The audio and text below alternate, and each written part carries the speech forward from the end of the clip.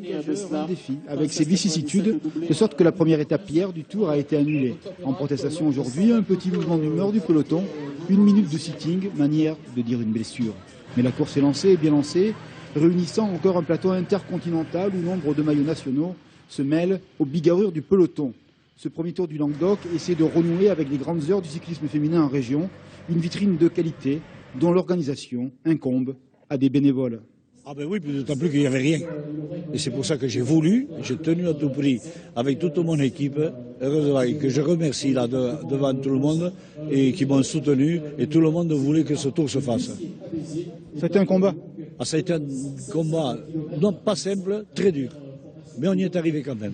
65 cyclistes, plus de 500 km en 5 jours et toujours des paysages à couper le souffle, comme ces 6 méridionales corbières éclairées d'un soleil de printemps. Et du rythme, de l'énergie. Un parcours dont les contours et le relief offraient 3 grands prix de la montagne, mais dont le dénivelé appelait peu de longues échappées.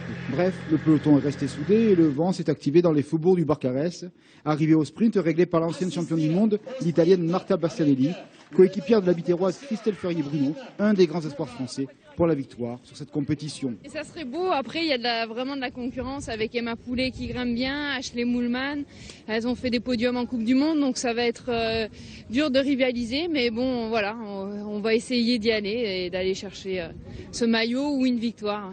Demain, une étape très difficile pour monter à la station de ski de Camurac dans les Pyrénées audoises. 3 cols hors catégorie au programme. Le départ est prévu à 12h15 à Maury, dans les Pyrénées orientales.